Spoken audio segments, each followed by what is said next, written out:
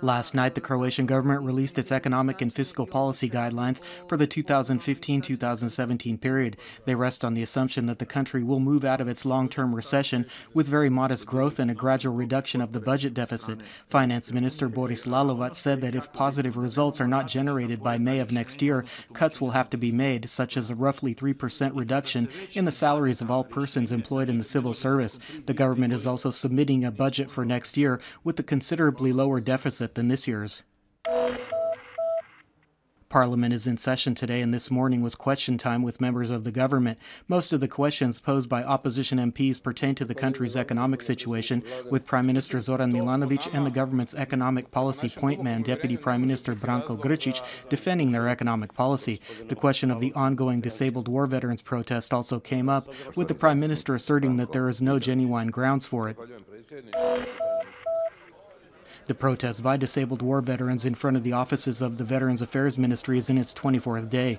Today, representatives of the Croatian Helsinki Committee came to express their support. Committee Chairman Ivan Zvonimir Čičak noted that they are an increasingly marginalized social group whose human rights are being deprived. He also warned of justified fears that this demonstration could lead to much broader social unrest. The Public Prosecutor's Office responded to a television program aired on Croatian television last night, featuring a discussion of whether the police is immune to political interference, a reference to whether the Prime Minister intervened with the top police officials handling corruption cases just prior to the arrest of Zagreb Mayor Milan Bandic. In a statement, the prosecution insisted that it functions in compliance with law and only takes action with the police when sufficient evidence has been gathered, and that there are no other considerations that come into play. This morning, a peaceful protest was held on the bridge to the island of Krk. About 100 members of the Association of Olive Growers, as well as sheep farmers, beekeepers, and war veterans, wanted to highlight the problem of devastation of the island's natural environment. They are specifically troubled by the widespread and illegal phenomenon of picking wild plants. They noted that this not only harms the land and environment, but that the illegal pickers are also leaving behind a great deal of trash. The demonstrators wanted the police and the authorities to take additional steps to halt this practice.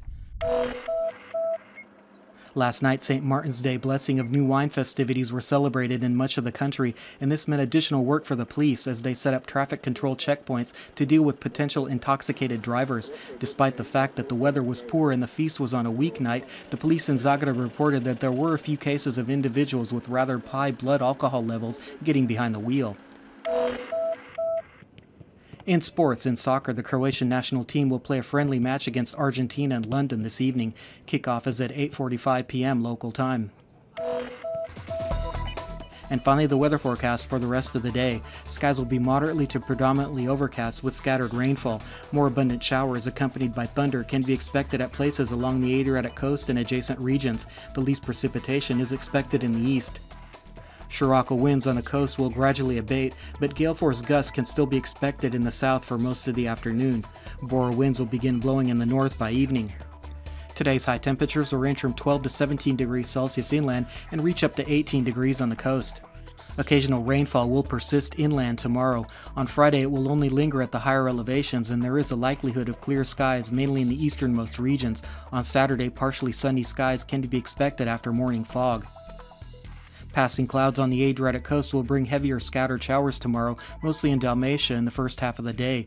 Spreading Bora winds down the coast overnight into Friday will push those clouds away. However, the stable conditions will not last long, as a new round of precipitation is expected on Saturday evening.